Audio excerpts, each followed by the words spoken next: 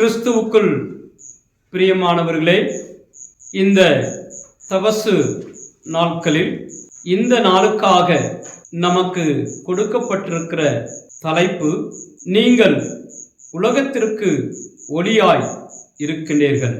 You are the light of the world. மத்தேயு 5ஆம் அதிகாரம், மலை பிரசங்கம், செர்மன் ஆன் த மவுண்ட் என்று கிறிஸ்தவர்களாகிய நாம் எல்லோரும் அறிந்திருக்கிறோம்.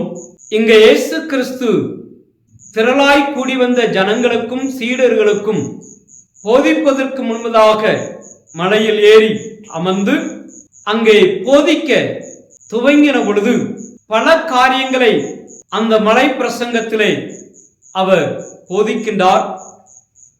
அந்த போதனையிலே ஒரு போதனையாக வருவதுதான், நீங்கள் உலகத்திற்கு ஒளியாய் இருக்கின்றீர்கள்.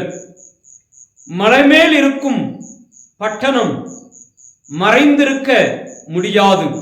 எவரும் விளக்கை ஏற்றி மரக்காலுக்குள் வைத்திருப்பதில்லை, மாறாக விளக்கு தண்டின் மீதே வைப்பர். அப்பொழுதுதான் அது வீட்டில் உள்ள அனைவருக்கும் ஒளி தரும். இவ்வாறாக உங்கள் ஒளி மனிதர்களுக்கு முன்பாக ஒளிரட்டும்.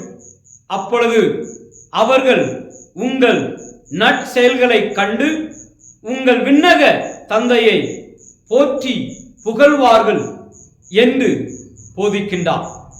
கிறிஸ்தவர்களாகிய நாம் நம்முடைய வார்த்தையினால் செய்கையினால் பிறகு முன்பதாக ஒளி வீச வேண்டும் என்பதை ஆண்டவருடைய விருப்பம். இயேசு கிறிஸ்து ஐ ஆம் சேயிங் என்று சொல்லுகிற 7 சொற்றொடர்களை ஒன்று, உலகின் ஒளி நானே. I am the light of the world. Whoever follows me will never walk in darkness, but will have the light of life. Jesus' followers should reflect the light that comes from Jesus. இயேசு கிறிஸ்துவிடத்திலிருந்து வருகிற ஒளியை உலகத்திற்கு நாம் கட்டாயமாக பிரகாசிக்க செய்ய வேண்டும். மலைமேல் இருக்கிற பட்டணம் மறைந்திருக்க முடியாது. அது கட்டாயம் எல்லோருடைய கண்களுக்கும் தெரியும். அதே போல இயேசு கிறிஸ்துவை அறிந்திருக்கிற விசுவாசிகளுடைய ஜீவிதத்திலே காணப்படுகிற நல்ல காரியங்கள் இந்த உலகத்திற்கு வெளிச்சம் காட்டக்கூடியதாக, நல் காரியங்கள் மனிதர்களுக்கு முன்பதாக பிரகாசிக்கின்றதாக மாறுகிற பொழுது, அந்த நற்கிரிகை என்பது நம்முடைய பேர் புகழுக்காக அமைவதல்ல, மாறாக நம்முடைய நற்கிரிகையின் மூலமாக பரலோக பிதாவினுடைய நாமம் மகிமை பட வேண்டும் என்பதை. இரண்டாவதாக, ஒளியில் நடத்தல், வாக்கிங் இன் த லைட்.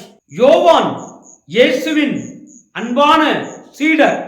யோவான் சபைக்கு எழுதுகிறார், நீங்கள் எங்களோடு ஐக்கியம் உள்ளவர்களாய் இருக்கும்படி நாங்கள் இயேசுவிடம் கண்டு கேட்டு இருக்கிறதை உங்களுக்கு அறிவிக்கின்றோம்.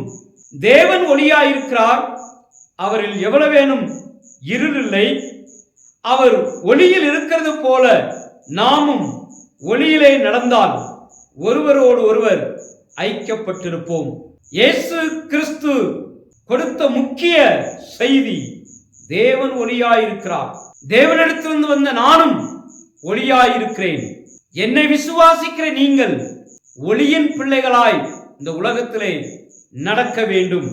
ஒளியில் நடப்பது என்பது ஒருவரோடு ஒருவர் ஐக்கியப்பட்டிருப்பது.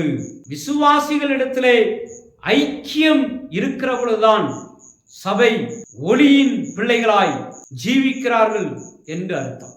ஆகையால் ஒளியில் நடத்தல் என்பது, ஒளியின் பிள்ளைகளாய் இந்த உலகத்திலே ஜீவித்தல் என்பது கடவுளுக்கு ஏற்புடைய விருப்பமான ஒரு காரியம். ஆகையால் இயேசு கிறிஸ்து போதித்த வண்ணம், நானே உலகத்திற்கு ஒளியாய் இருக்கிறேன், என்னை பின்பற்றுகிற நீங்கள் உலகத்திற்கு ஒளியாய் இருக்கிறீர்கள். ஒளியில் நடக்கிற நீங்கள் உங்களுடைய நற்கிரையின் மூலமாக என்னுடைய நாமத்தை மகிமைப்படுத்துங்கள். ஒளியில் நடக்கின்ற நீங்கள் ஒருவரோடு ஒருவர் ஐக்கியப்பட்டிருங்கள் என்கிற நற்கிரியைகளை ஆண்டவர் நம்மிடத்திலே எதிர்பார்க்கிறார் இந்த தபசு நாட்களிலே. ஆகையால் during the Lenten season, let us rebuild our relationship with Jesus and rebuild our relationship with our brother and sister. ஒளி வீசுகின்ற அனுபவத்தை ஆண்டவர் நமக்கு பரத்திலிருந்து தர வேண்டும் என்று நாம் ஜெபிப்போம்.